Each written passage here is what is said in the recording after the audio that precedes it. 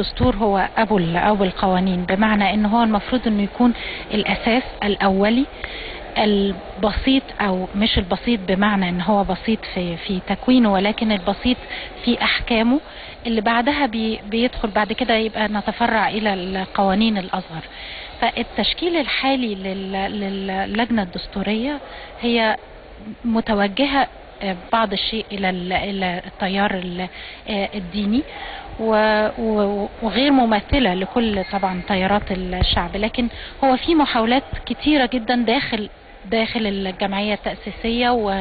وخارجها من التيارات السياسية الكثيرة الموجودة دلوقتي في الساحة المصرية، لمحاولة تحجيم هذا التأثير، هذا التوجه الذي يشوبه بعض التطرف او بعض، في محاولة ان هو يبقى وسطي بعض الشيء. وطبعا نتمنى انه ده يكون فعلا التأثير الحقيقي في الجمعية. في الجوانب القانونية انا غير ضليعة في الامور القانونية، لكن نتمنى ما هو اصلح للوطن. طبعا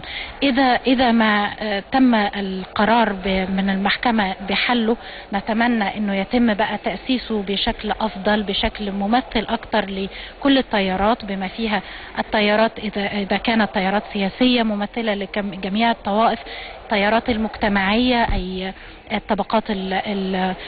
الأكثر دخلا والأقل حظا والأكثر والمتوسطة والطبقة الوسطى طبعا، والتيارات بما فيها كمان الأقباط والنساء، يكون التمثيل المرأة كمان جيد في الجمعية التأسيسية. نرجو هذا، وإذا لم يكن نرجو طبعا أنه يبقى في ضغط من الشعب بشكل معتدل وبشكل مثقف وبشكل واعي في توجيه الجمعية وأعضاء الجمعية للوصول إلى أفضل البنود. هو استفتاء مارس كان في بعد تنحي الحكومة أو النظام القديم بأيام قليلة، وكان الوعي السياسي والثقافي في المجتمع المصري ما كانش لسه تشكل. طبعا نتمنى انه في الفترة القادمة ان يكون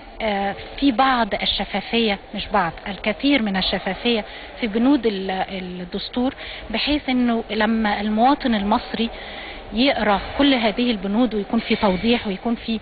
فقهاء دستوريين جيدين يقدروا يعرضوا على الشعب كل هذه البنود، بحيث انه يعرفوها ويفهموها بشكل واضح، ما يبقاش مجرد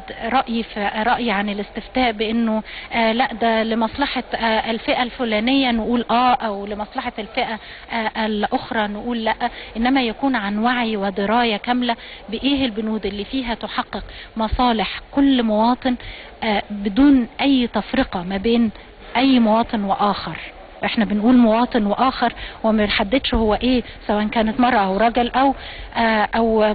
مسلم او مسيحي او فقير او غني او رجل اعمال او عامل. كل هؤلاء المواطنين لازم تكون مصالحهم كلها محققة، وده اللي هيكفله الدستور، زي ما طول عمرنا بنقول دي حقوق بيكفلها الدستور، فلازم يكون يكفلها فعلا الدستور. ولازم يعني ده واجب على كل مثقف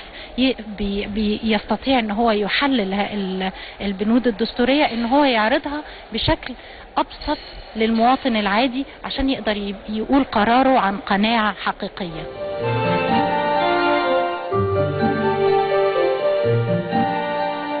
يا ما نفسي عايش انسان